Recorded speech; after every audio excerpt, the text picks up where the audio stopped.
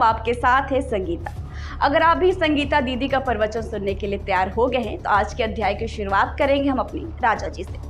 अब हमारे राजा जी के विरोधियों को ही ले लीजिए। अब इन विरोधियों को राजा जी की सवारी निकालने पर ही ऑब्जेक्शन है और कुछ नहीं मिला तो कहने लगे मणिपुर में आग लगने का बहाना बनाने। कह रहे हैं कि कहाँ तो मणिपुर जल रहा है और कहाँ राजा जी बेंगलुरु में अपनी सवारी निकलवा रहे हैं। बताओ तो, यानी मणिपुर जल रहा है इसलिए राजा जी अपनी सवारी भी नहीं निकाले। मोदी जी के विरोधी है तो क्या इसका मतलब कुछ भी कहेंगे। सोचने की बात है कि मणिपुर वाकई जल रहा है और प्रेस स्वतंत्रता के मामले में कुल 180 देशों में से 161वें नंबर पर पहुंचने के बाद भी हमारा मीडिया इसे दिखा रहा है तो जरूर वहां कुछ तो चल ही रहा होगा। तो भी इससे राजा जी क्या कर सकते हैं, वो देश के राजा है भाई, कोई मणिपुर के थोड़े ही हैं। वैसे भी राजा जी को बखूबी पता है कि विरोधियों के मणिपुर करने से मणिपुर के जलने की चिंता विंता बिल्कुल नहीं है। ये तो यही चाहते हैं कि बेंगलुरु में सवारी निकालना छोड़कर राजा जी मणिपुर चले जाएं और बाद में इन्हें इसका शोर मचाने के लिए वीडियो वगैरह मिल जाए।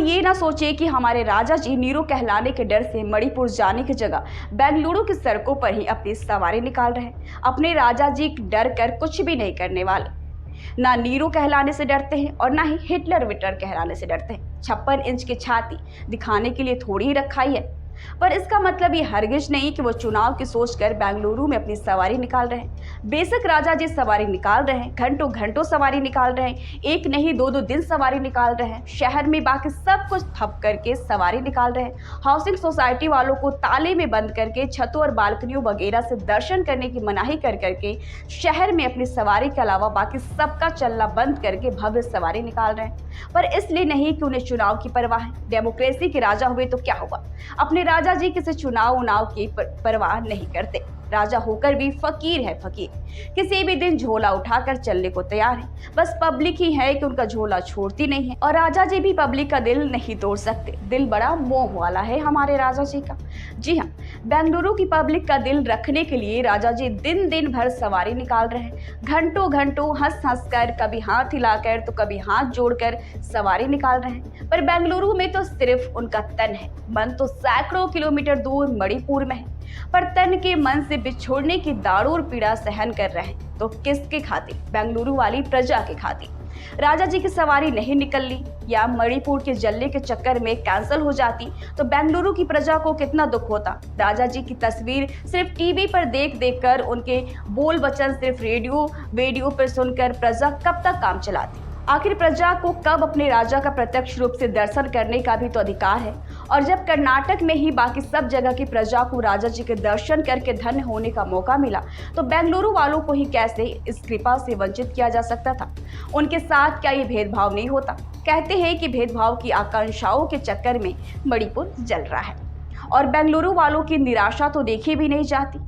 उन पर फूल वालों की रोजी रोटी का क्या होता, जिनके टनों फूल राजा जी की सवारी पर बरसाए जाते हैं। सवारी नहीं तो फूलों की बिक्री नहीं, फूलों की बिक्री नहीं तो फूल कारोबारियों से लेकर फूल उगाने वालों तक के घर में खरीदार नहीं होते तो फूल तोड़े तक नहीं जाते। यूं ही खेतों क्यारियों में खड़े सूख जाते। और फूल भी ऐसे वैसे नहीं, गेंदे के फूल जो हर शुभ कार्य में लगते हैं, गेंदे के फूल जो देवी देवताओं की पूजा में लगते हैं, गेंदे के फूल जो सबसे ज्यादा बजरंग बली की मूर्ति पर चढ़ते हैं। उस समय जब बजरंग दल पर रोक लगाने की बात कहकर सेकुलिस्ट बजरंग बली का अपमान कर रहे थे तब बजरंग बली के प्रिय गेंद फूल का अपमान राजा जी कैसे हो जाने देते। इसलिए राजा जी ने अपने मन को ये कहकर समझा लिया कि बजरंग बली के गेंदे का अपमान नहीं सहेगा हिंदुस्तान, और सवारी की अपनी गाड़ी के तन के पीछे वाली सीट पर मन को भी बैठा लिया। मणिपुर का भी देखा जाएगा पर कर्नाटक के चुनाव के बाद। वैसे आपको ये प्रवचन कैसा लगा हमें कमेंट सेक्शन में जरूर बताइए।